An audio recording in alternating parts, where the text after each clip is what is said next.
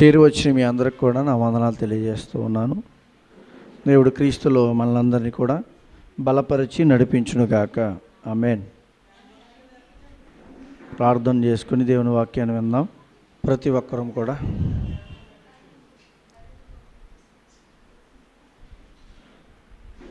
కళ్ళు మూసుకున్నట్లయితే ప్రార్థన చేసుకుందాం. దేవుడు మనతో మాట్లాడబోతున్నాడు కనుక దేవా సహాయం దయచేయండి అని ఆయన్ని అడుగుదాం. బలహీనని నన్ను దేవుడు బలపరచులాగని కూడా మీ ప్రార్థనలు జ్ఞాపకం చేసుకోండి. పరిశుద్ధుడ ప్రేమగల తండ్రి, అత్యల్పులు నేను నన్ను నీ కృప ద్వారా మమ్మల్ని అందరినీ కాపాడి ఇదిగోనైనా ఈ సమయంలో మీ సన్నిధానంలో మీ పిల్లలుగా మమ్మల్ని చేర్చిన ఈ యొక్క గొప్ప అవకాశాన్ని బట్టి స్తోత్రాలు తండ్రి. మీరు ఇచ్చిన ఈ అవకాశాన్ని పోగొట్టుకోకుండా మమ్మల్ని నడిపించారు, మీ సన్నిధానానికి తోడుకుని వచ్చారు.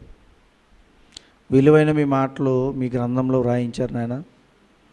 వాటి పరిశీలించడానికి పరిశోధించడానికి కావలసిన జ్ఞానం ఇవ్వండి. మీ పరిశుద్ధాత్మ నడిపింపునివ్వండి. వినుచున్నా చెబుతున్నా మేమందరము కూడా ఆ మాటల ప్రకారం మా బ్రతుకులను సరిదిద్దుకుంటూ సరిచేసుకుంటూ మీలో బలవంతులుగా నిలబడే స్థితి స్థానాలను మాకు దయచేయమని సమస్త మహిమా ఘనత ప్రభావం యోగ్యం మీకు ఆరోపించుకుంటూ క్రీస్తులో ఇచ్చిన ప్రార్థన బ్రతిమాలకు వేడుకొచ్చినాము తండ్రి. ఆమేన్. ప్రియ దేవుని సంఘబిడ్డలారా, దేవుడు తన కృపను బట్టి మనలందరినీ కాపాడుతూ మరొక ఆదివారము ఆయన సన్నిధానంలో కూర్చొనబెట్టారు. అందుకే దేవునికి మహిమా ఘనత ప్రభావములు చెల్లునుగాక. ఆమేన్. హెబ్రీయులకు రాసిన పత్రిక 11వ అధ్యాయము 32వ వచనాన్ని ఒకసారి చదువుదాం. హెబ్రీయులకు రాసిన పత్రిక 11వ అధ్యాయము 32వ వచనాన్ని ఒకసారి చదువుదాం. ఇక ఏమని చెప్పుదును? గిద్యోను, బారాకు, సంసోను, యోఫ్తా, దావీదు, సమూయేలును వారిని గూర్చి ప్రవక్తలను గూర్చి వివరించుటకు సమయము చాలదు. వీరి పేర్లు ఎందుకు రాయబడ్డాయి? హెబ్రీయులకు రాసిన పత్రికలో ఇక్కడ మాట్లాడుతూ విశ్వాస వీరుల జాబితాను దేవుడు ఆయన గ్రంథంలో లిఖించాడు. పరిశుద్ధమైన, పవిత్రమైన, గొప్పదైన, లోకానికి నీతిని న్యాయాన్ని చాటిన గొప్ప గ్రంథంలో కొంతమంది పేర్లు చేర్చబడడం అనేది చాలా గొప్ప విశేషమైన సంగతి. దాంట్లో మొదటగా అబ్రహాము గారి నుంచి మొదలు పెడితే ఆదాము గారు ఉన్నారు, తర్వాత అబ్రహాము గారు వచ్చారు. అబ్రహాము గారి నుండి విశ్వాసం అనేది ప్రారంభమైంది. ఆ విశ్వాసం అంచుగా అలా పెరుగుతూ పెరుగుతూ పెరుగుతూ ఈనాటి వరకు కూడా కొనసాగుతూనే దేవుని పట్ల నమ్మకాన్ని చాటి చెబుతూ ప్రపంచాన్ని దేవుని గురించి వివరణాత్మకంగా తెలియజేసే గొప్ప పరిస్థితులు మనం చూస్తున్నాం. అయితే ఇక్కడ విశ్వాస వీరుల జాబితాలో కొంతమంది పేర్లు చదివాం మనం. దాంట్లో మనం చూస్తే గిద్యోను, బారాకు, సంసోను, తర్వాత రాయబడిన పేరు యోఫ్తా.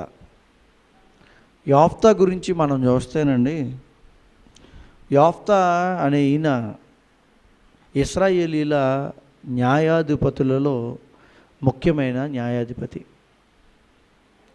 న్యాయాధిపతిగా జీవించి ఆయన ఆనాడు ఇశ్రాయేలును రక్షించడంలో గొప్ప ప్రధాన పాత్రను వహించినవాడు. అంతేకాదు ఆయన పేరుకు అర్థమేంటో చెప్పనా? తెరుస్తాడు లేదా విడిపిస్తాడు అనే అర్థం కలిగిన పేరు ఈయన పేరుకు పెట్టబడింది. ఎవరి పేరుకు? యోఫ్తాకి.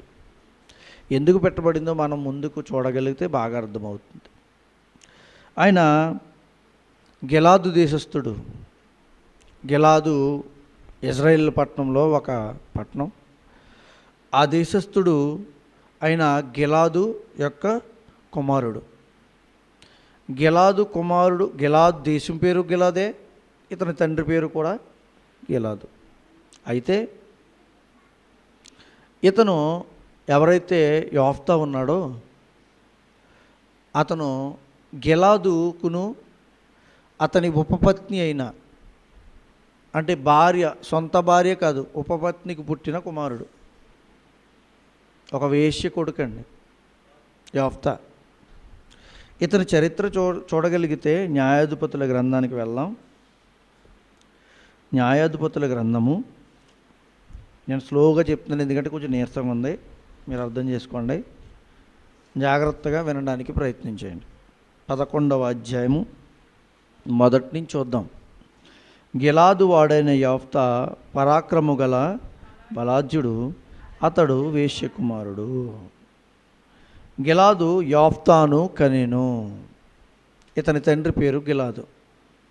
ఇతను ఇశ్రాయేలీయుడు. అయితే ఆ ప్రాంతంలో ఇతన్ని విసర్జించారు, ఇతను తరిమేశారు. ఎందుకనంటే ఇతను ఒక వేశ్యకుమారుడని. చదవండి కింద. గిలాదు భార్య అతనికి కుమారులను కనగా వారు పెద్దవారే యోఫ్తాతో, నీవు అన్యస్త్రీకి పుట్టినవాడువు గనుక మన తండ్రి ఇంట నీకు స్థానము స్వాస్థ్యము లేదని యోఫ్తా తన సహోదరుల యొద్ద నుండి పారిపోయి టోబు దేశమును నివసింపగా, జీవించాల్సిన గడపాల్సిన సమయము, టైము, తన జీవితకాలం తన సహోదరులతో బ్రతకాల్సి ఉండగా తన సహోదరులు ఏం చేశారో తెలుసా? ఇతను ఒక వేశ్య కుమారుడు కదా, ఇతను మాతో పాలు లేదు, ఇతను మాతో సహవాసం ఉండకూడదు అని తరిమేశారు. పారిపోయాడు, వేరే దేశానికి వెళ్ళి అక్కడ నివసించి అక్కడ ఒక అల్లరి మొక్కని చేర్చుకొని వారితో సంచరిస్తూ మొదలుపెట్టాడు.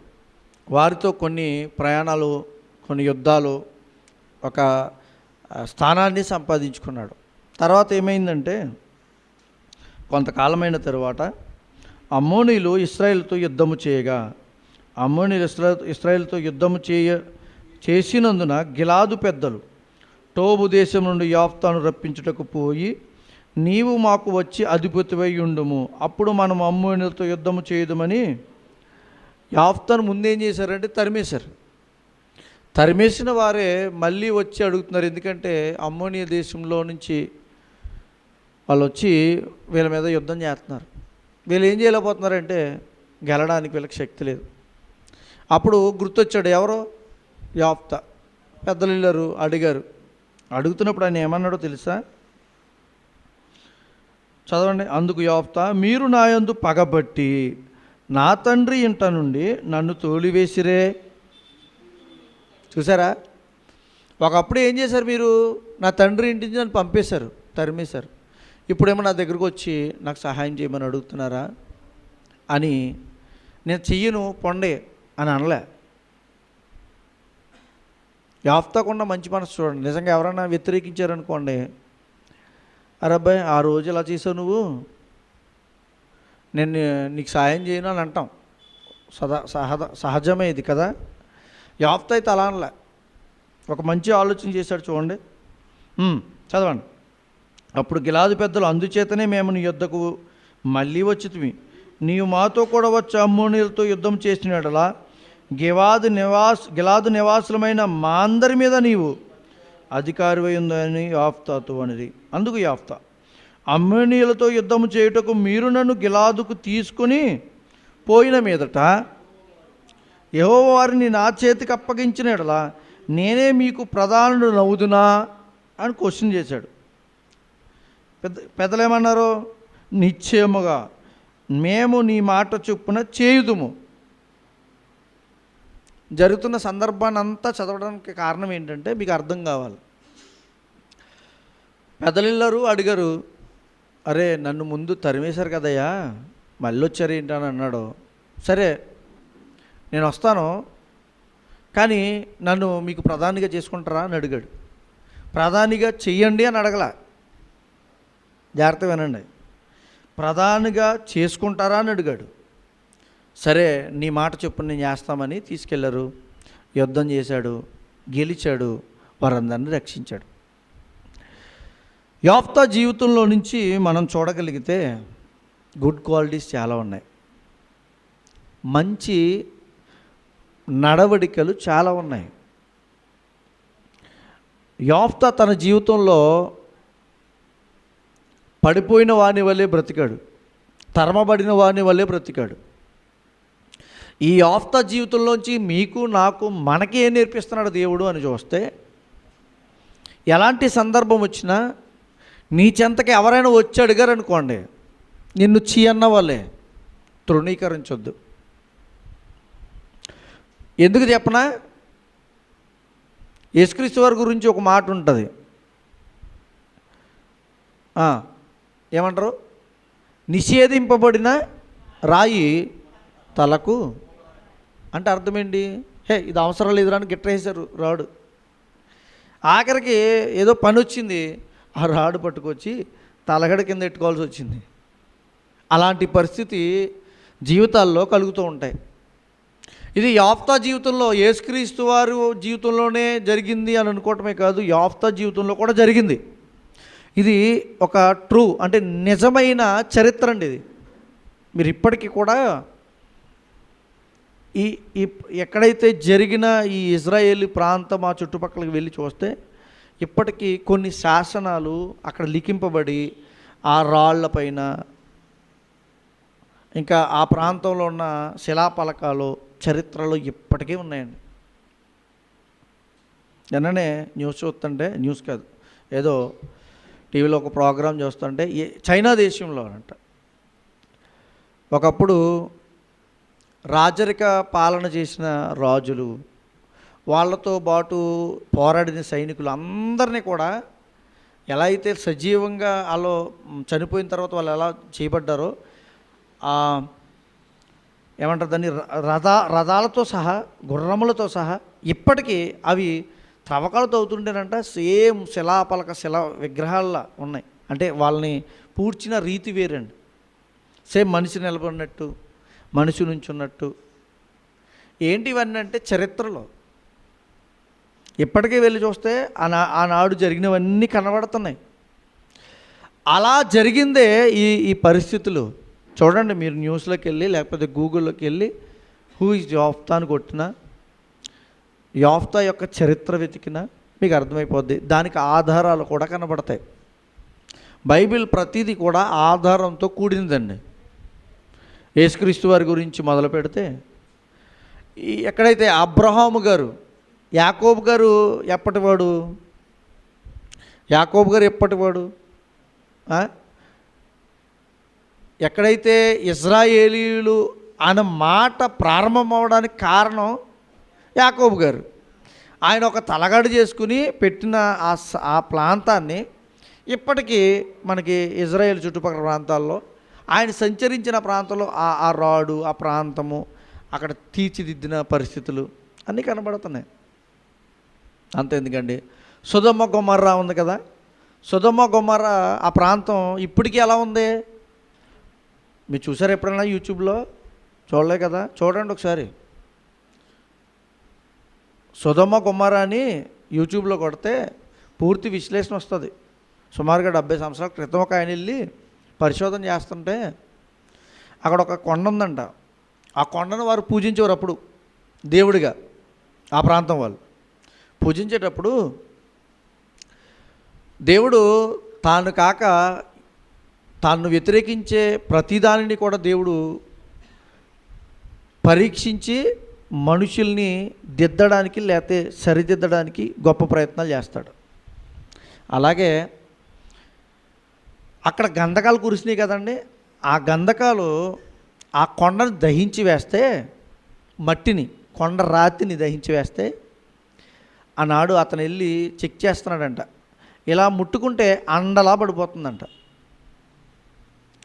అందుకే దానికి ఇప్పుడు ఆ కొండకి చుట్టూ కంచె వేసి ఎవరో ఆ దగ్గరికి వెళ్లకుండా, పాడు చేయకుండా చరిత్రలో నిలిచే ఒక స్థానంగా ప్రాంతాన్ని ఉంచారు. చూడండి, మీరు చూడండి తెలుస్తాయండి. ఇది ఎందుకు చెప్తున్నానంటే, ఎందుకు చెప్తున్నానంటే ఇవన్నీ బైబిల్లోని దేవుని గ్రంథంలోని ప్రతి విషయం కూడా వినాలి.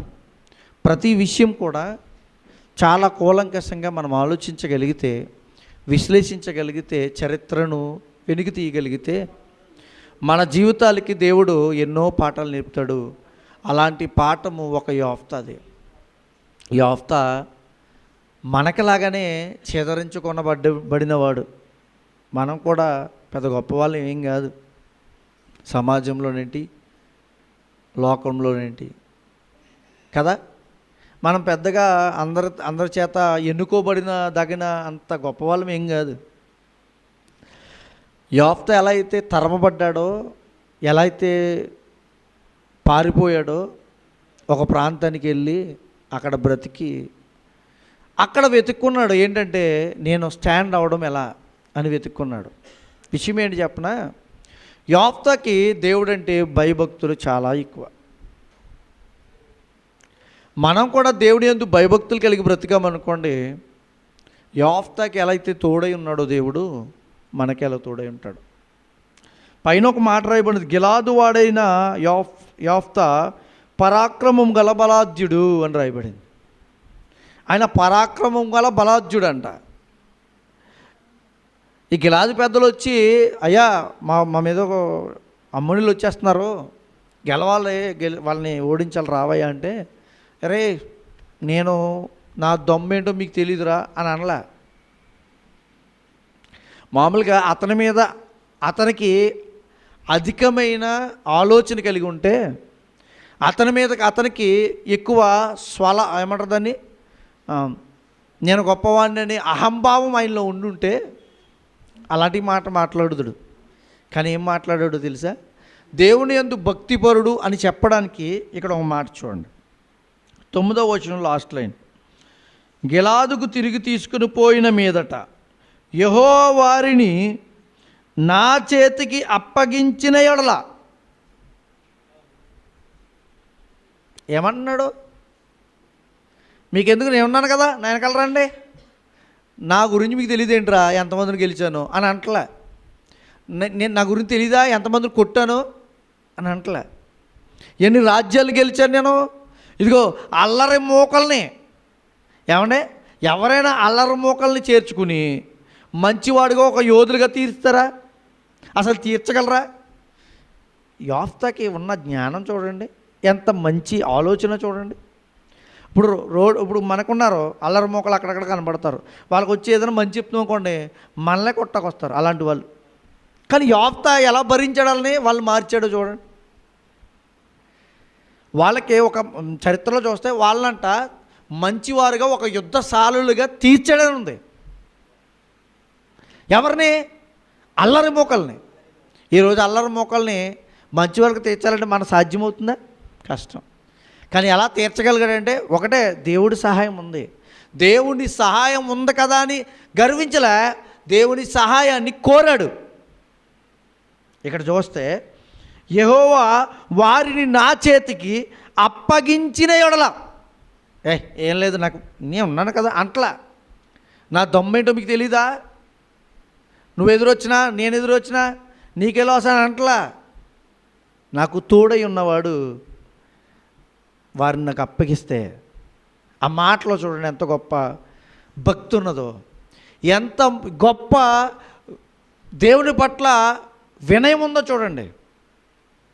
తన శక్తిని ఏమాత్రం ఆధారం చేసుకోవట్లే. సంసోను తన శక్తి ఉంది కదా అనుకుని విరజిమ్ముదురనుకొనెను అని ఉంటుంది. అంటే తన శక్తిని ఆధారం చేసుకుని ముందుకెళ్ళిపోదాం అనుకున్నాడు, పడిపోయాడు. ఆ రోజు అక్కడున్న ఫిలిస్తీన్లు తీసుకెళ్ళి అతన్ని కళ్ళు పీకేశారు. గిలాదు అయితే అలాంటి, యోఫ్తా అయితే అలా లేడు. నా దేవుడు, ఒకవేళ మనం నమ్మిన దేవుడు, నేను నమ్మిన దేవుడు నాకు అలాంటి పరిస్థితి కలిగిస్తే మీరు నన్ను పెద్దగా చేసుకుంటారా అని అడుగుతున్నాడు. చేసుకోండి అని అంటలా, చేసుకుంటారా అని అడిగాడు, క్వశ్చన్ వేశాడు. మంచి మనసు, ఎంత మంచి మనసు అండి. మనమైతే ఒరే ₹1,00,000 ఇవ్వండి అని అడిగామనుకోండి, అప్పిస్తాను కానీ మరి నేను చెప్పిన పని చేస్తావా లేదా, అప్పు మామూలుగా ఇవ్వడం కూడా కాదు, అప్పు ఇస్తేనే మనం ఏమంటాం, ఒకవేళ ఉదాహరణకి పలానా పని మనకు చేసి పెట్టాలి, మరి అవుతుంది నీ వల్ల? లేకపోతే ఏదో విషయం మన వల్ల జరిగేది ఏదైనా ఉందనుకోండి, వాళ్ళందరూ నా దగ్గరికి రావాలి, చూడు కంగారు పడకు అంటుంటాం. అంటే మన మీద మనకేంటంటే ఓవర్ ఎక్స్పెక్టేషన్స్, మన మీద మనకి అధికమైన నమ్మకాలు, మన మీద మనకి నా అంత ఎవరో లేరనే ఒక అహంభావ సందర్భమైన మనస్తత్వం. పరాక్రమవంతుడైన యోఫ్తాలో ఇది కనపట్టలేదు, కాబట్టే అతనికి గెలుపు సాధ్యమైంది.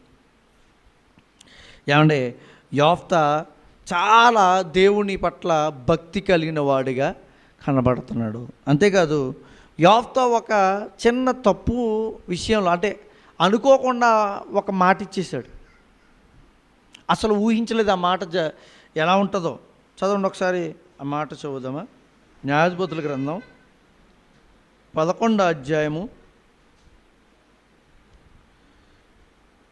ఒక కోరికను కోరతాడు చూడండి, మొక్కుకుంటాడు, ఏమైనా చూడండి.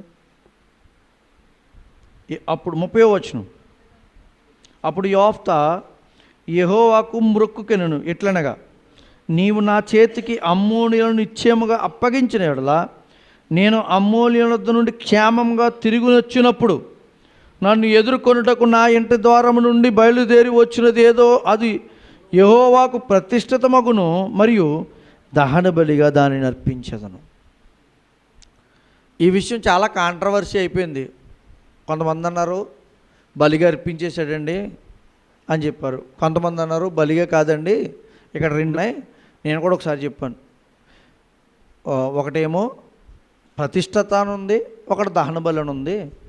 రెండు చేశాడు, ఆమె చంపేలేదు, ఆమెని ఆ మందిరానికి ప్రతిష్ఠించేశాడు. జీవితకాలము ఆమె ఆ మందిరంలోనే జీవించి చనిపోయింది, కాబట్టి ఆమె విషయమై ఆ ప్రాంతం ఉన్న యవనస్తులు ఆమెను కొనియాడటం జరిగేది అని చెప్పారు. ఏది జరిగినప్పటికీ కూడా ఇక్కడ మనం గుర్తించాల్సింది ఏంటంటే, ఆమె దహన బలిగా అర్పించాడా ఏంటనేది మనకు అనవసరం. ఎందుకంటే ఇక్కడ ఎంతవరకు ఇచ్చాడో మనం అంతవరకు తీసుకుని ముందుకు వెళ్దాం. పోనీ ఇక్కడ మనం నేర్చుకోవాల్సింది ఏంటంటే, యోఫ్తా ఒక మాట ఇచ్చాడు, ఆ మాటని మార్చలేదు, తప్పలేదు. ఎలాంటి పరిస్థితి వచ్చినప్పుడు కాదు, ఒక్కానొక ఏకైక కుమార్తె అక్కడ ఉండదు చూడండి, మీరు చదివితే. ఆమె కాక అతనికి కుమారుడైనను కుమార్తె అయినను లేదని ఉంటుంది. ఒక్కగానొక కుమార్తె ఉంది యోఫ్తాకి, కానీ ముందు మాట ఇచ్చాడు, అనుకోలేదు. ఓ వెండి బంగారాలు ఇస్తానయ్యా, ఓకే 10 కేజీలు అని అనడానికి పర్వాలా, ఎక్కడ దిక్కుని పట్టుకోవచ్చు. నా పంటలో స్థానం ఇచ్చేస్తాను అని అన్నాడనుకో, పోను అది కూడా పర్వాలే. కానీ ఏమన్నాడంటే, ఏదైతే నాకు మొదటగా ఎదురొస్తుందో అది నీకు ఇచ్చేస్తానన్నాడు. ప్రతిష్ఠిత అన్నాడు, బలి అర్పణ అన్నాడు. ఏం చేశాడు పక్కకు పెట్టండి, అతను చేసినను రాయబడింది. ఏదైతే వారికి దేవుడికి ఆయన మొక్కుకున్నాడో ఆ మొక్కు ప్రకారం చేశాడని ఉంది. మనం కొన్ని సందర్భాలు దేవునికి మాట ఇచ్చేస్తుంటాం, అవి మర్చిపోతుంటాం కదా. మాట ఇచ్చి మనం ఏం చేస్తాం, మర్చిపోతాం. మాట ఇచ్చి ఇతను మర్చిపోలే, మాట ఇచ్చి మనం అది మన జీవితంలో ముఖ్యమైనది అనుకోండి, దానేమో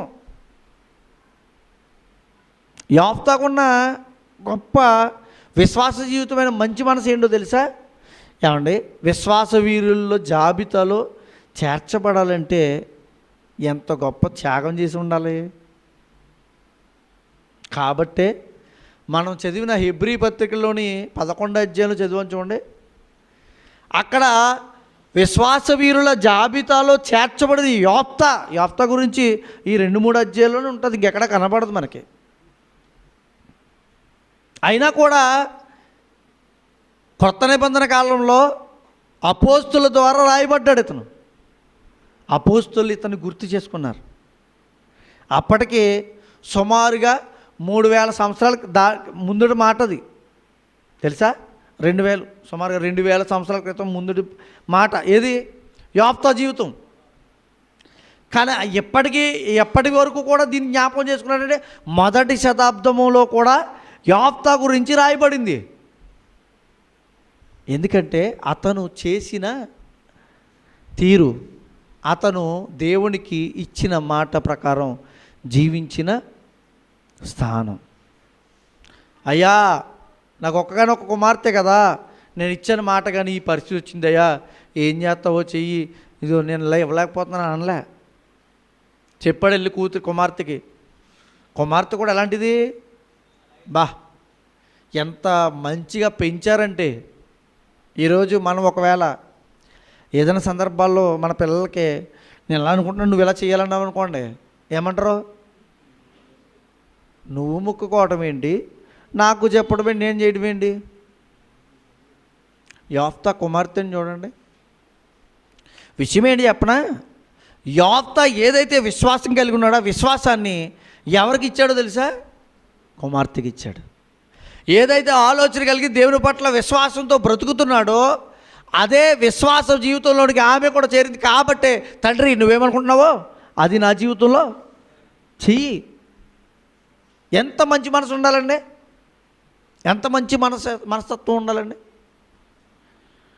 ఏమంటే యోఫ్తా గురించి మనం చూడగలిగితే, యోఫ్తా జీవితంలో చేసిన మొక్కుబడిని చెల్లించాడు. మనం ఏం నేర్చుకుందామండి యోఫ్తా జీవితంలో, ఏం నేర్చుకోవచ్చు, ఏం నేర్చుకోవాలో తెలుసా. మన జీవితంలో మనం కుటుంబంలో కానీ సమాజంలో తృణీకరింపబడిన వారముగా ఉంటే ఏమాత్రం మనం భయపడాల్సిన అవసరం లేదు. ఎప్పుడు చెప్పనా, నువ్వు విర్రవీగి నీ శక్తి సామర్థ్యాలు చూసుకుని, నీకున్న జ్ఞానాన్ని చూసుకుని, నీకున్న బలాన్ని చూసుకుని, నీకున్న పని తత్వాన్ని చూసుకుని నువ్వు విర్రవేయకూడదు. అలా విర్రవీగితే నువ్వు ఎప్పుడు కూడా ఇంకా లాస్ అయిపోతావు.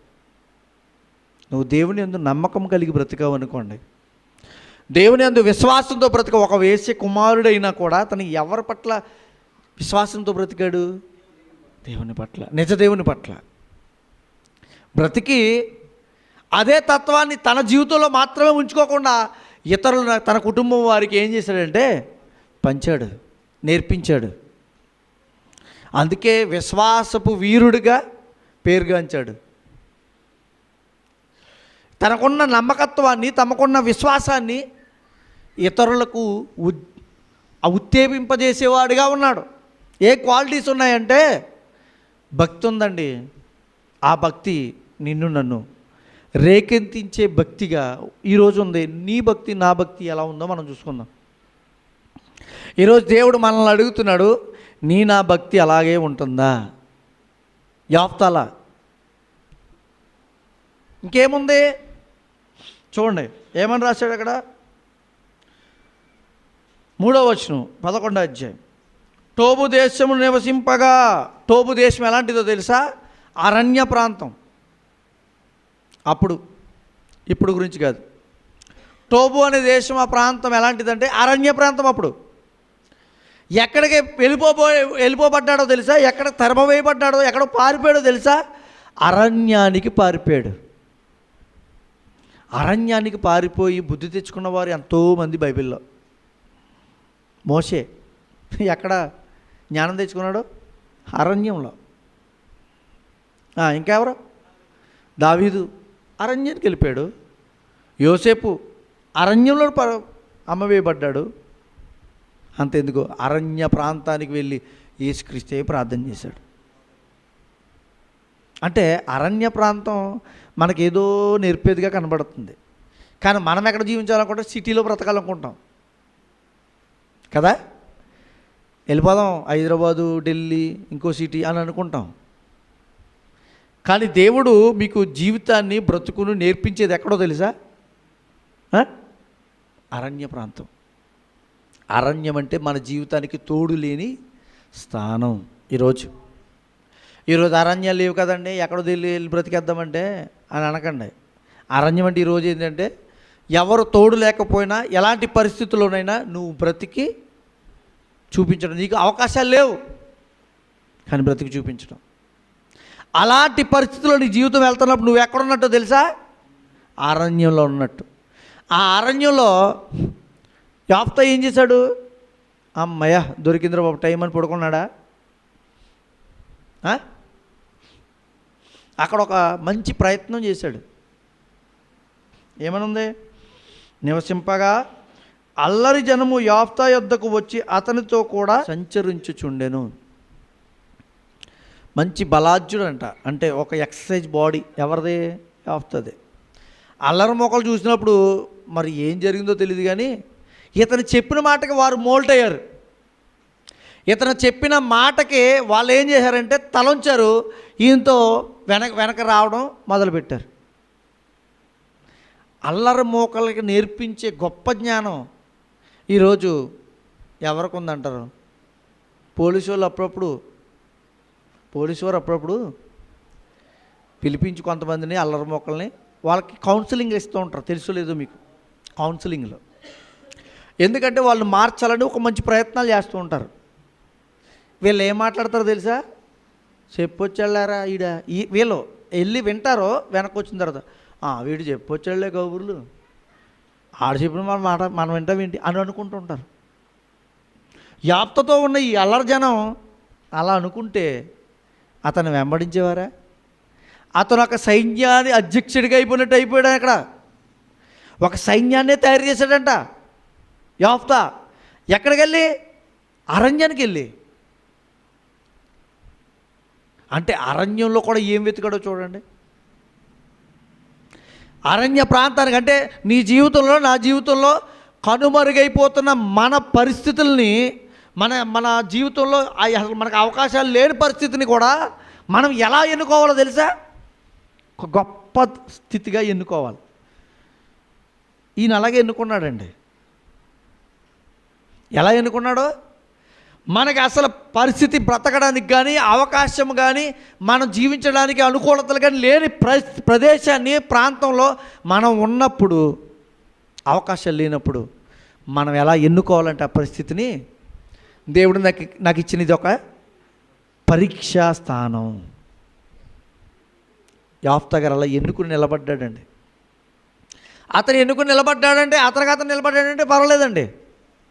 అతనితో పాటు అనేక మందిని అల్లరి చిల్లరగా తిరుగుతున్న వాడిని సరిచేసి ఒక స్థానంలో నిలబెట్టాడు. గొప్ప స్థానం కదండి ఇది. ఇది ఎంత మంచి మనసు చూడండి. అంతేకాదు ఎంత జ్ఞానయుక్తమైన ఆలోచనలు ఉండాలి వాళ్ళు నిలబెట్టాలంటే. వాళ్ళు తాగుబోతులు అయి ఉండొచ్చు, తిరుగుబోతులు అయి ఉండొచ్చు, మరొక వ్యక్తులు అయి ఉండొచ్చు అల్లరి మొక్కలంటే. మళ్ళీ వాళ్ళు స్టాండ్ చేయడం అవసరం? అంత చిన్న విషయమా? వాళ్ళు నిలబెట్టి కూర్చోబెట్టడం, వాళ్ళని నిలబెట్టి ఇవన్నీ చెప్పి నేర్పించి కూర్చోబెట్టి ఒక సైన్యంగా తీర్చడం చిన్న విషయమా? కానీ చేశాడండి. అంటే ఎలాంటి బాధలోనైనా ఇతను ఏం చేశాడంటే తిరిగి నిలబడడానికి స్థానాలను వెతికాడు. ఆ వెతకడంలో సహాయం దేవుడు అందించాడు. మనం వెతుకుతాం కానీ సహాయం దేవుని కోరం. వెతుకుతాం యుద్ధానికి అంటే మన జీవితంలో ఎన్నో యుద్ధాలు చేస్తూ ఉంటాం. ఎన్నో యుద్ధాలు అంటే ఏ యుద్ధాలు? ఆత్మ సంబంధమైన యుద్ధాలు. కంటితో, మాటతో, చూపుతో, ఆలోచనతో, మన శరీరంతో ఎన్నో యుద్ధాలు చేస్తూ ఉంటాం. ఆ యుద్ధాల్లో మాత్రం దేవుడి సహాయాన్ని కోరం. అలాంటప్పుడు మనం ఏమైపోతామో తెలుసా? ఉదాహరణకి ఒక డాక్టర్ గారు ఒక ఆవిడకి చెప్పారంట, అమ్మా నువ్వు ఏం తినకూడదమ్మా, బాగాలేదు కదండి, నీరసంగా ఉంది కదా, అన్నీ తినకూడదు, కొన్ని మానేయమ్మా, షుగర్ ఉంది, బీపీ ఉంది, అవి ఉన్నాయి అని చెప్తే సరే అన్నది. ఓ రోజు బాగాలేదు, 2 రోజు బాగాలేదు, 3 రోజు ఎక్కడికో ప్రోగ్రాంకి వెళ్ళారు. అక్కడికి అనిపించినాయి ఏంటి? మటను, చికెను, రొయ్య, పీత అన్నీ కనిపించినాయి. ఏం చేసింది? వెళ్ళి తినేసింది. ఏ యుద్ధంలో ఓడిపోయింది ఆవిడ? పంటి యుద్ధంలో, ఆహార యుద్ధంలో. ఒకవేళ రేపొద్దున మళ్ళీ అనారోగ్యం పాలైపోతే ఏడి పరిస్థితి అని ఆలోచించుకోవాలి కదా. అంటే యుద్ధాలు ఎన్నో చేస్తూ ఉంటాం మనం మన జీవితంలో. అలాంటివి అది ఒక ఒక ఉదాహరణ అయి ఉండొచ్చు, ఇంకా చాలా ఉంటాయి మన జీవితంలో.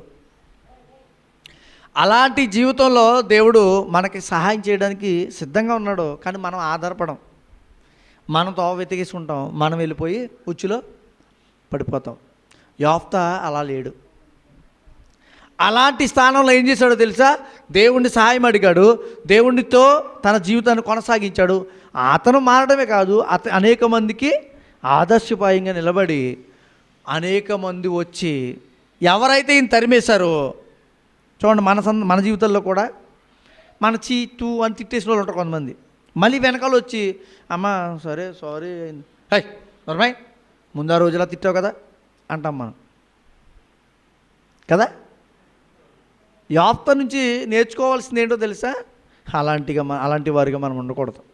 అలా ఉంటే నీకు ఉన్నతమైన స్థానాన్ని దేవుడు ఇవ్వడు.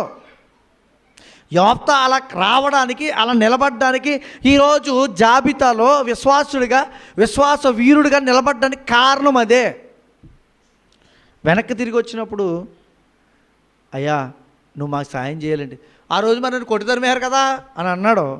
కానీ దాని జ్ఞాపకం పెట్టుకుని వీళ్ళ మీద అక్కడికి వెళ్ళినాక వీళ్ళని ఏదే విధంగా వాళ్ళతో కలిసి వీళ్ళని ఓడించేద్దామని అనుకోలే. నన్ను ఆ రోజు తరిమేశారు కదా, వీళ్ళకి నేను ఉపయోగపడటం ఏంటి అని అనుకోలేదు. సహాయం చేశాడు. ఆ సహాయంలో ఇతనికి ఏం దొరికిందో తెలుసా? ప్రథమ స్థానం వచ్చింది. అందుకే తృణీకరింపబడి వాడైన తర్వాత మళ్ళీ ఏమయ్యాడంటే వారికి మార్గదర్శకంగా నిలబడ్డాడు. ఎందువల్ల తెలుసా? దేవుని యందు విశ్వాసం ఉంచాడు. ఇంకేం జరిగింది ఇతని జీవితంలో చూద్దాం ఒకసారి. కొరింథీయులకు రాసిన మొదటి పత్రిక. దేవుడు ఎన్నుకుంటాడే ఎలాంటి వాడినైనా నిలబెట్టగలడు. మొదటి పత్రిక 1వ అధ్యాయము 29వ వచనం. కొరింథీయులకు రాసిన మొదటి పత్రిక 1వ అధ్యాయము 29వ వచనం. ఏ శరీరియు దేవుని ఎదుట అతిశయింపకుండునట్లు జ్ఞానులను సిగ్గుపరచుటకు లోకములో నుండి వెర్రివారిని. ఎలాంటి వారిని ఎన్నుకున్నాడు అంటే నాలాంటి ఉన్నమాట. అంటే ఎలాంటి వారిని ఎన్నుకుంటారు? వెర్రివారిని. మన జీవితాల్లో ఎలాంటివి మనం చూసామా? వెర్రివారిగా అందరూ చూడటం ఉంటాయి, జరుగుతూ ఉంటాయి. కానీ నిన్ను ఏర్పరచుకుంటాడంట దేవుడు. అంటున్నాడు వెర్రివారిని ఏర్పరచుకుంటాను. తర్వాత చదవండి 27వ వచనం ఒకసారి చదువుదాం. ఏ శరీరియు దేవుని ఎదుట అతిశయింపకుండునట్లు. చూసారా? ఏ శరీరం కూడా అతిశయింపకుండానట్లు. ఎందుకంటే నా బలము, నా జ్ఞానము, నా శక్తి, నా వ్యాయామము, నాకున్న పలుకుబడి, నాకున్న డబ్బు ఇది నన్ను నిలబెట్టిందని అతిశయింపకుండా ఏముండొచ్చు చూడండి. వాడికి ఏ ఆధారం ఉండదు, ఏమేమి ఉండదు. వాడిని తీసుకొచ్చి ఎక్కడ పెడతాడో? వీళ్ళందరికీ న్యాయం తీర్చేవాడిగా యోఫ్తాను అలాగే తీసుకొచ్చాడే. ఏసేపును అలాగే తీసుకొచ్చాడే. ఏసేపును అన్నదమ్ములు ఏం చేశారు? తరిమేశారు, కొట్టేశారు, అమ్మేశారు. తర్వాత అన్నదమ్ములు ఏం చేశారు? వచ్చి కాళ్ళ దగ్గర మోకాలు వేశారు. తెలుసు కదా మీకు సందర్భం అంతా. చూసారా? అంటే మన దేవుని యొక్క స్థానం చూడండి. ఆయన నమ్మిన వారిని, ఆయన విశ్వసించిన వారిని, ఆయనతో తమ జీవితాలను దిద్దుకుని నడుస్తున్న వారికి సహాయం ఎలా చేయగలడో తెలుసా? వారిని అందరికంటే ఉన్నతంగా నిలబెట్టగలడు. ఎన్నిక లేని వారిని ఏం చేస్తారంట? చూడండి తర్వాత. వ్యర్థము చేయుటకు లోకంలో నీచులైన వారిని, తృణీకరింపబడిన వారిని, ఎన్నిక లేని వారిని దేవుడు ఏర్పరుచుకొని ఉన్నాడు. ఎవరిని తీసుకొస్తాడంట ముందుకి? ఎవరిని తీసుకొస్తాడంట పైకి? ఎవరిని తీసుకొస్తాడో? అందరికంటే స్థానంలో ఏ ఆధారం లేదు, ఏ ఎన్నిక లేదు. మనం అంటుంటాం, అయ్యా ప్రార్థన చేయండి మా కోసం. ఎందుకు? ఇలాంటి పరిస్థితి వచ్చింది, మాకు ఏ ఆధారం లేదండి అంటారా? అంటారు కదా. ఇలాంటి పరిస్థితి వచ్చింది, నాకు సహాయం లేదండి. ఎందుకు అడుగుతున్నారు తెలుసా? దేవుని సహాయం కోరుతున్నారు. అలా మీరు దేవుని సహాయం కోరితే, మీరు ప్రార్థన చేస్తే, ఆయన అడిగితే మిమ్మల్ని తీసుకెళ్ళంట. డాక్టర్ మనకేం చేస్తాడో వైద్యం చేస్తాడు, మనం ఏం చేస్తామంటే డాక్టర్కి బుద్ధి చెప్తాం. అలా చేస్తాడు మనల్ని. ఇంజనీర్ వచ్చి ఒక కట్టడం కడతాడు, ఇంకోటి చేస్తాడు. ఉదాహరణకి ఒక సందర్భం మనం అప్పుడప్పుడు చదువుతున్నప్పుడు చరిత్రలో జరిగిన విషయం. ఒక షిప్ ఉందంట, చాలా ఖరీదైంది. ఖరీదైన షిప్ వచ్చి అందరూ వస్తున్నారు, అందరూ ఇంజనీర్లు వస్తున్నారు, ఎక్కడెక్కడో దేశాల నుంచి బాగు చేయడానికి అన్నీ చెక్ చేస్తున్నారంట. దాన్ని ఏం చేయలేకపోతున్నారంట. ఒక చిన్న వ్యక్తి ఉన్నాడంట, మామూలు సహజమైన చిన్న వ్యక్తి. అతనికి చూడటానికి కూడా పెద్ద ఎన్నిక లేడంట, అతనికి పెద్ద చదువుకోలేదంట. కానీ వీటి గురించి కొంచెం తెలుసు. పనిచేసేవాడే, అక్కడ పనిచేసేవాడే. అయ్యా నేను బాగు చేస్తానన్నాడు. నువ్వు పని చేయడం పక్కేంటి హేరండి. మళ్ళీ వాళ్ళు వస్తున్నారంట, ఆ దేశం నుంచి ఈ దేశం నుంచి వాళ్ళని రప్పిస్తున్నారు, వీళ్ళని రప్పిస్తున్నారు. అవట్లే చూస్తున్నారు, ఇంజిన్ బాబు ఇది మొత్తం ఇప్పేళ్ళండి, వచ్చేయాలండి, ఇచ్చేయాలండి అంటున్నారు. ఓరు బాబు ఇది ఇప్పాలంటే కొన్ని కోట్లు ఖరీదురా బాబు అని వాళ్ళు ఆగుతున్నారు. ఇంకా ఆఖరికి మళ్ళీ వచ్చి అడిగాడంట, ఒరే ఏం చేస్తావో చేయరా బాబు అని వదిలేసి పక్క వెళ్ళాడండి. చిన్న సుత్తి తీసుకుని ఒక దెబ్బ కొట్టాడంట. ఒక చోట తిరగడం మొదలుపెట్టిందంట. ఇదేంటిది? పెద్ద పెద్ద చదువులు చదువుకున్నవారు, జ్ఞానవంతులు వచ్చి దీన్ని ఏం చేయలేకపోయారు, నువ్వేం చేసావురా బాబు అని అడిగాడంట. అలా ఉంటుంది. దేవుడిచ్చే స్థానం ఎలాంటిదంటే, మనం ఊహించలేని స్థానానికి దేవుడు తీసుకెళ్ళగలడు, ఊహించలేని కార్యాలు మన జీవితంలో జరిగించగలడు. అది ఎలా అంటే ఆయనపై ఆధారపడితే. యోఫ్తా అలాగే ఆధారపడ్డాడు, ఒక స్థానాన్ని సంపాదించుకున్నాడు. ఈరోజు మనం కూడా, మీరు నేను కూడా ఆయనలా, ఎవరైతే యోఫ్తాలా దేవుణ్ణి అంగీకరించి దేవునితో సమాధానపడుతూ, దేవునిపై ఆధారపడుతూ, దేవునితో మన జీవితాన్ని జీవిస్తే, మనం ఎలాంటి సందర్భాల్లో ఎక్కడ ఎలా ఉన్నా కూడా మనల్ని తీసుకొచ్చి ముందు కట్టేస్తాడు. మనల్ని తీసుకొచ్చి ముందు పెడతాడు. ఎక్కడో వెనక, అందరికీ వెనకాల, లేకపోతే ఊరి బయట, లేకపోతే దూర ప్రాంతంలో జీవించే మనల్ని, మీకు ఉదాహరణ, మన ప్రాంతంలో జరిగిన చిన్న ఉదాహరణ చెప్తాను. మీరు ఇలాగా కొత్త హైవే ఉంది కదా, హైవే అంటే ప్రయాణం వెళ్తుంటే అక్కడక్కడ ఇల్లు కనపడుతుంది మీకు. ఒకప్పుడు ఆ ఇల్లు అలాంటివో తెలుసా? మెయిన్ రోడ్ నుంచి అక్కడ రావాలంటే ఓరు బాబు ఇక్కడ ఇల్లు ఎందుకు కట్టుకోవడరా, ఏంట్రా బేబీ పరిస్థితి,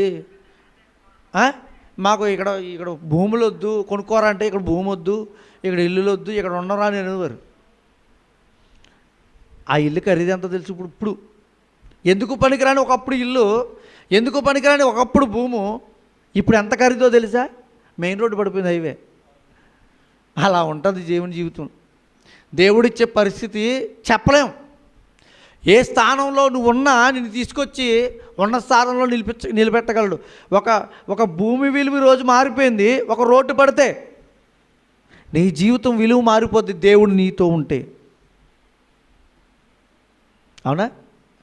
యోఫ్తా అలాగే ఉన్నాడండి. కష్టాలు వచ్చినాయి, ఇబ్బందులు వచ్చినాయి, లొంగిపోలే. అవకాశం వచ్చింది కదా అని వాళ్ళ మీద తిరుగుబాటు చేయలే. నాకు అవకాశం వచ్చింది, నన్ను గెంటేసరి దొరికారు నాకు అని అనుకుని తప్పుడు ఆలోచనలో లేడు ఆయన. సహాయం చేశాడు, వారికే అధికారిగా నిలబడ్డాడు. ఒక మొక్కు ఉన్నాడు అనుకోకుండా. ఏ జరుగుతుందో రాబోయే సందర్భం ఏంటో తెలియదు అతనికి. కానీ మొక్కుకున్న మొక్కును మాత్రం ఏమాత్రము వెనుతీయ వెళ్ళిపోలేదు. అబ్రహాం ఎలా అయితే కట్టెల మీద పడుకోబెట్టాడో కుమారుణ్ణి, ఏకైక కుమారుణ్ణి, అంటే విలువ ఏంటి చెప్పనా? మనం అనుకుంటాం కుమార్తెలు వేరు, కుమారులు వేరు, కుమార్తెలకు ఉన్న స్థానం వేరు, కుమారులకు ఉన్న స్థానం వేరు అని అనుకుంటుంటాం. చూడండి, ఇక్కడ రెండు సందర్భాలను కూడా బైబిల్లో చూపించాడు చూసారా. అక్కడ అబ్రహాం ఏమో కుమారుణ్ణి బలి ఇవ్వడానికి వెనకదీలే, ఇక్కడ కుమార్తెను బలి ఇవ్వడానికి ఈయన, బలి అంటే అదే అర్పణ ఇవ్వడానికి ఈయన వెనకదీలే, ఇచ్చేశాడు. అది ఎలా ఇచ్చాడనేది తర్వాత, అసలు ఇచ్చాడా లేదని ఇచ్చేశాడు, మాటను తీయలా. అది గొప్ప స్థానం. మన జీవితంలో కూడా మనం ఉన్నతమైన స్థానాలకు వెళ్ళాలంటే దేవునికి ఇవ్వాల్సింది ఏంటో తెలుసా? మొదటి స్థానం. అది ఏ విషయంలో అయినా సరే. అందుకే సన్నిధానానికి చూడండి, అందరూ వచ్చారు అంటే అర్థం ఏంటి? మీరేమిచ్చారు దేవునికి? ఏమిచ్చారు? స్థానం ఇచ్చారు. మరి ప్రతి వారం క్వశ్చన్ వస్తుంది కదా, అంటే దేవునికి స్థానం ఇవ్వగలిగితే మనము మన జీవితాల్లో అభివృద్ధిలోనికి రావడానికి దేవుడు ఏం చేస్తాడో తెలుసా? నిన్ను ఎన్నుకుంటాడు. నీ ద్వారా అనేక మందికి రక్షణార్థంగా నిలబెట్టడానికి నిన్ను నిలబెడతాడు. ఎప్పుడు తెలుసా? అప్పుడప్పుడు వస్తానండి నన్ను చేసేయండి అంటే కాదు, అప్పుడప్పుడు నీకు స్తోత్రం చెల్లిస్తానంటే కాదు, అప్పుడప్పుడు నీ సన్నిధానానికి వచ్చి దండం పెట్టుకుని వెళ్ళిపోతానంటే కాదు. ఎప్పుడనంటే నువ్వు ఎప్పుడూ ఆయనతో సహవాసం చేస్తే, ఎప్పుడు ఆయనతో నీ జీవితాన్ని కొనసాగించగలిగితే. ఒక యోఫ్తా నుంచి మీరు నేర్చుకుంటే, మనం నేర్చుకుంటే మన జీవితానికి కూడా ఇలాంటి విలువను తేవడానికి ఆయన సిద్ధంగా ఉన్నాడు. చూడండి, ఒక ఒక ఒక అరణ్య ప్రాంతంలో ఏం చేశాడంటే నేర్చుకున్నాడు. దేవుడి పాఠాన్ని, గుణపాఠాన్ని నేర్చుకున్నాడు.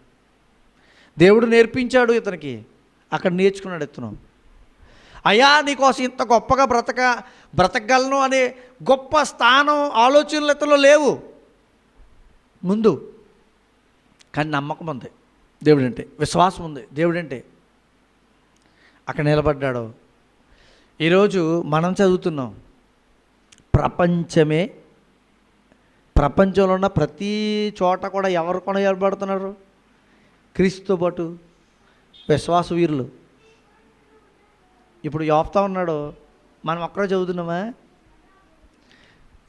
ప్రపంచంలో ఎన్ని చర్చలు ఉన్నాయి ప్రపంచంలో? ఇప్పుడు ఇక్కడ యోఫ్తా గురించి మాట్లాడాను కదా, నేను ఒక్కనే మాట్లాడతాను అనుకుంటున్నారా మీరు?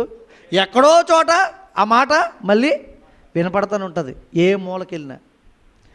యోఫ్తా ఓ చోట, దావీదు ఒక చోట, ఇంకా చాలామంది ఉన్నారు కదా, సంసోను ఓ చోట.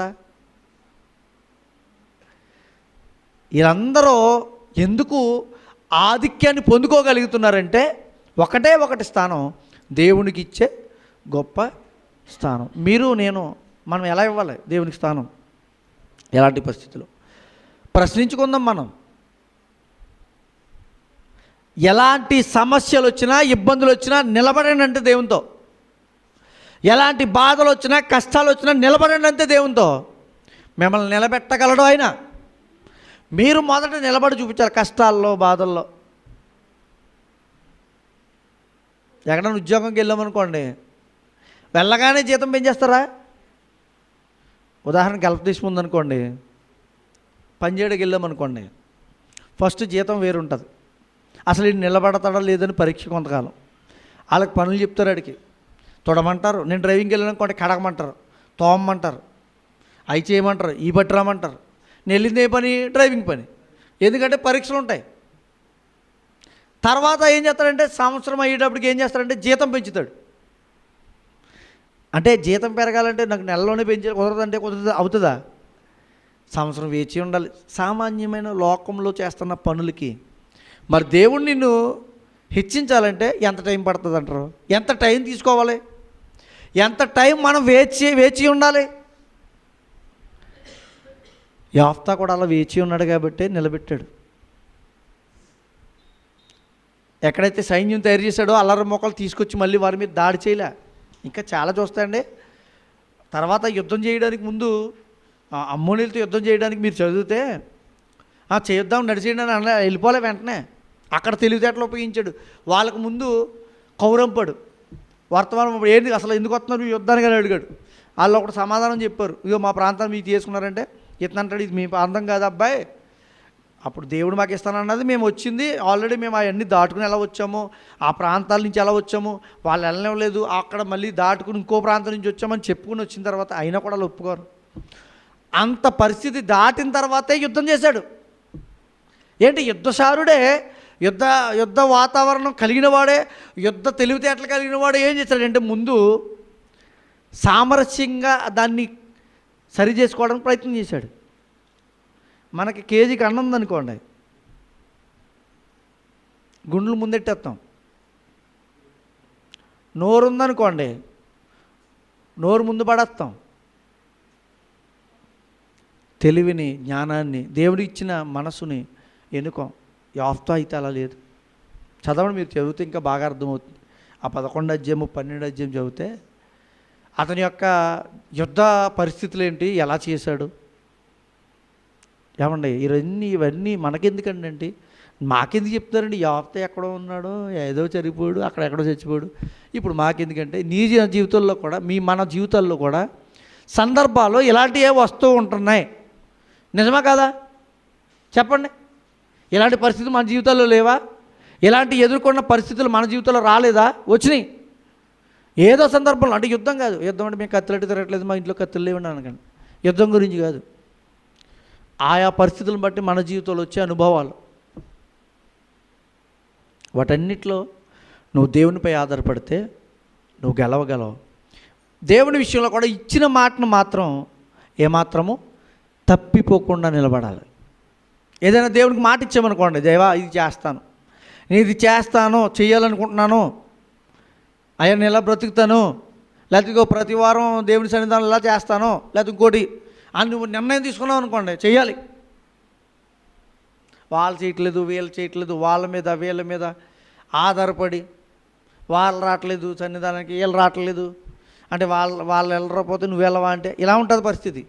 అలాంటి నిర్ణయాలు తీసుకుని తప్పిపోకూడదంట. దేవునికి మాట ఇచ్చావా, తీర్చేయి. అది ఎలాంటిదైనా సరే. ఒకవేళ ముందు అంటాడు, ఒక మాట అంటాడు, అసలు మాట ఇవ్వకుండాటే మేలు అంటాడు మొదట. అసలు ఒకవేళ ఇచ్చావనుకో దాన్ని తీర్చేయి. యాఫ్తా అలాగే తీర్చాడు. కష్టమైందే, దారుణమైందే, తీర్చేశాడు. మనం కూడా దేవుని పట్ల ఇస్తానన్నది, చేస్తానన్నది చేయగలిగితే మన జీవితంలో దేవుడు అద్భుతాలు, మనకు అన్నీ కావాల్సింది ఏంటి? అద్భుతాలే కాదు, అద్భుతం కాదండి, నీ జీవితాన్ని సమముగా, గొప్పగా, శాంతికరంగా నివసింపజేసి నడిపిస్తాడు. ఎంతకంటే గొప్పదేం కావాలి? అద్భుతమా? మీ జీవితాన్ని శాంతంగా నడపడం కావాలా? మీ జీవితంలో అద్భుతం గొప్పదా, ప్రశాంతమైన శాంతియుతమైన జీవితం గొప్పదా? ఏమా పెద్దలు చెప్పండి మీరు. అద్భుతం గొప్పదా, హాయిగా ప్రశాంతంగా దేవుని ఎదుట భక్తులుగా బ్రతికేసి వెళ్ళిపోవడం మంచిదా? అద్భుతం వస్తే వస్తుంది, వెళ్ళిపోద్ది. అద్భుతం అనేది ఒకసారి కనబడుతుంది. జీవితం అనేది జీవితకాలం ఉండేది, అలా నడిపించగలదు దేవుడు. అలాంటి ఆయన్ని మన దగ్గర మనం ఉన్నాం, కార్యాలు చేయగలిగిన ఆయన దగ్గర మనం ఉన్నాం. బా ఎంత గొప్ప దేవుడు అండి మన దేవుడు. ప్రార్థన చేద్దాం, అడుగుదాం, దేవా నేనేదైతే లోట్లో యాఫ్తాలో ఉన్న చిన్నది, యాఫ్తా 100% అయితే 1% నాలో ఉండే స్థానాన్ని దయచేయను. బ్రతిమాలదాం దేవుని. ప్రార్థన చేసి ముగించుకుందాం. పరిశుద్ధుడా, ప్రేమగల తండ్రి, యాఫ్తా జీవితంలో మాకు నేర్పించిన పాఠాలు, ఆయన జీవించిన రీతులు మేము పరిశీలించగలిగితే ఒక గొప్ప యోధుడే మీ ఎదుట భయభక్తులు కలిగి మోకాళ్ళు వేశాడు. నేను మేమంతటి వారం తండ్రి, ప్రాధేయపడుతున్నాను నేను, సహాయం తెచ్చాడు. అల్పజీవులము, బలహీనము, శక్తిహీనము నేను మీ కృపను తోడై ఉంచి నడిపించండి. ఈ మాటల ద్వారా మమ్మల్ని ఆదరించారు, బలపరిచారు, శక్తినిచ్చారు. నేను మా జీవితాలు ఏదైతే లోటుపాట్లు ఉన్నాయో, ఏదైతే వ్యతిరేక్తమైన కార్యాలు అలాంటివి ఉన్నాయో వాటన్నిటి సరిదిద్దుకుంటూ సరి చేసుకుంటూ మీకు ఇష్టమైన వారిగా జీవించి పరలోకం చేరే గొప్ప మీ పిల్లగా నడిపించమని తండ్రి, అల్పుని దీనుండి బలహీనుగా ఉన్న నన్ను నీ శక్తితో నిలబెట్టారు. నేను ఇంతవరకు మీరే మాట్లాడారు. సమస్త మహిమాఘనత ప్రభావాలు మీకు ఆరోపించుకుంటూ మీరే పొందుకోవాలని నమ్ముచు మీకే మొదటి స్థానాన్ని ఇవ్వగలుగుతూ తండ్రి ఇస్తూ క్రీస్తులో ఈ చిన్న ప్రార్థన బ్రతిమాలుకొని వేడుకుంటూ అడిగి వేడుకుని పొందుకున్నాం, నమ్ముచున్నాం మా ప్రియ పరలోకపు తండ్రి. ఆమేన్, ఆమేన్.